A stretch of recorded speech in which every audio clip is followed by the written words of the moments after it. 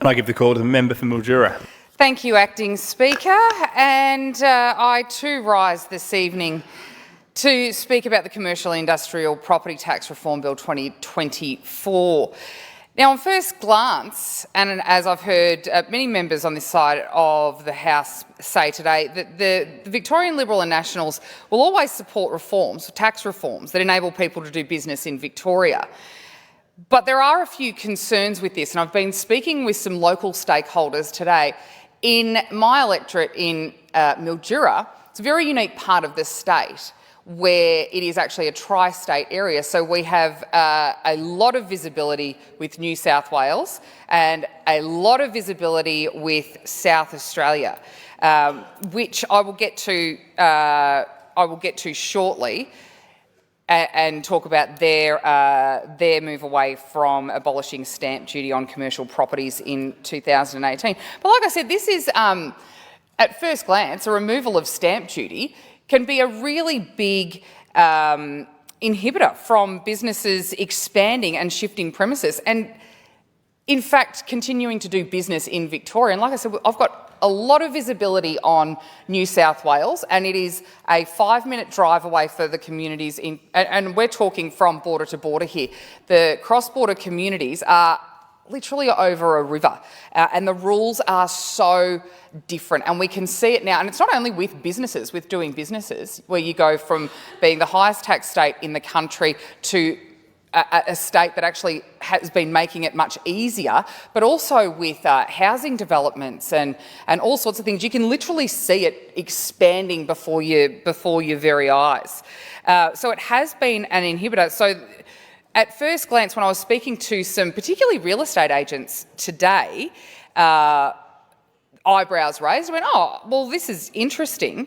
However, the response that I got after discussing in some detail what we have been given was remarkable, to say the very least.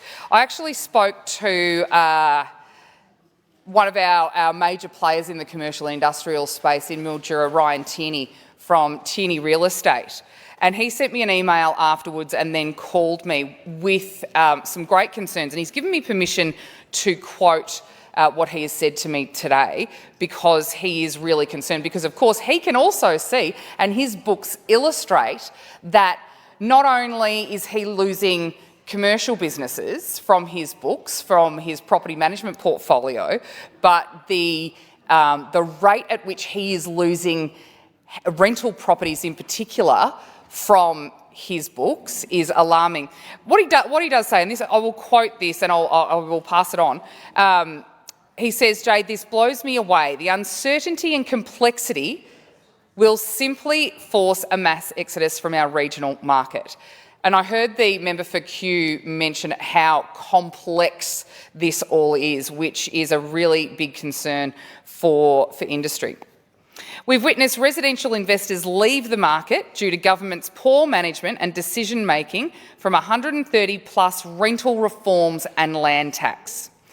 These changes have delivered further outgoings that quashes affordability, reasoning to own an investment property, but for those fortunate to ride the wave, pass costings on to the renters via rental increases that naturally feeds to the current rental crisis. And that backs up exactly what we've been saying. You need to incentivise the private market to solve a housing crisis, because that's where houses come from. That's where rental properties come from.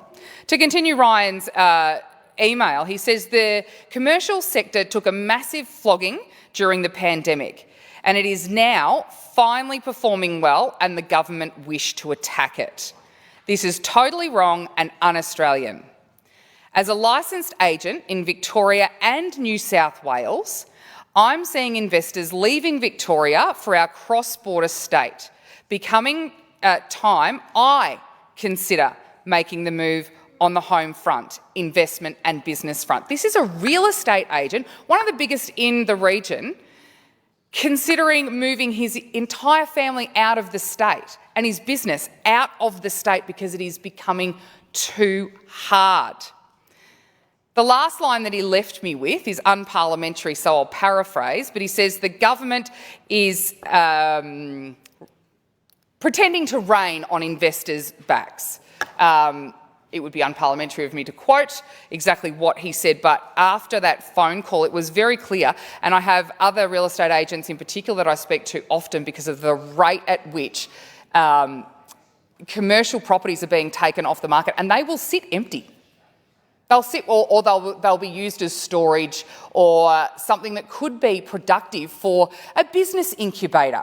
Allowing small businesses in their infancy to expand at a decent rate, but that's not happening because it is not worth it to investors, and they are moving across the river. We can see it even in the agriculture sector and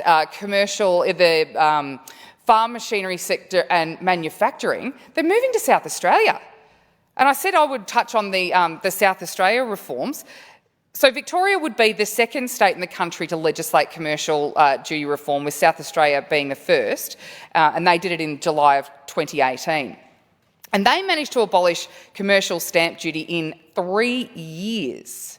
And when South Australia abolished commercial and industrial stamp duty, they did not replace it with any tax, which would explain why the South Australian economy had a really big uplift in their commercial and industrial investment. And again, we can see this because there is a lot of industry in the far northwest of Victoria that border these two states that weigh up their options and go, well, we have to pay stamp duty here.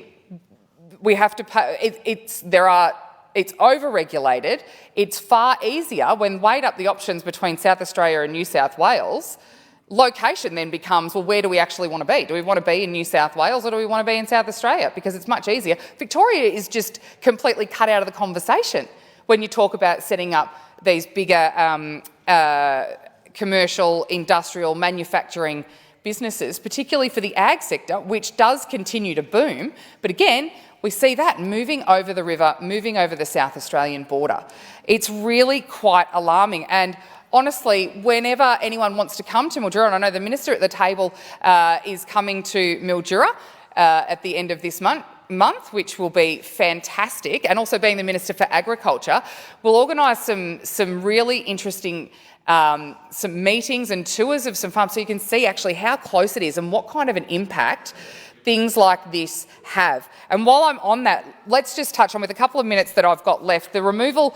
This is another one of those reforms that is one size fits all, and it just doesn't. It rarely does. The lack of consideration for the regions, again, by abolishing the stamp duty concession that's currently available for commercial and industrial properties purchased in regional Victoria, and the government's proposed CIPT tax will completely get rid of it, and or gets rid of it by stealth, if you like, and imposing that ongoing 1% tax on unimproved land for all properties, regardless of whether they're in the regions, unlike it is now. And it just seems like, again, it's a one-size-fits-all. If it fits in the city, then it must be okay with the regions, and it's just not, especially when you get up to a tri-state area like we are in, and it is so easy to move to New South Wales or South Australia. You can still live in Victoria if you happen to own your home there, because the housing stock is zero at the moment because of red tape with housing development and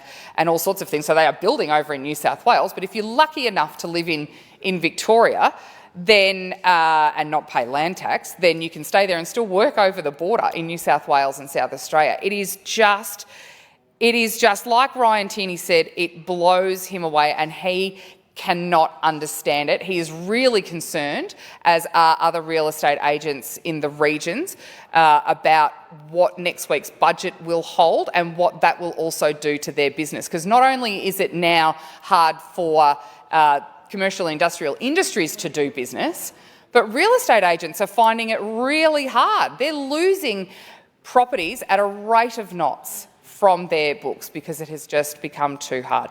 So with the amendments that the member for Sandringham has put forward, we support those, of course, and like I said at the beginning, The Victorian Liberal and Nationals will always support reforms that enable people to do business in Victoria, and maybe we'll get to a point where we can bring some back.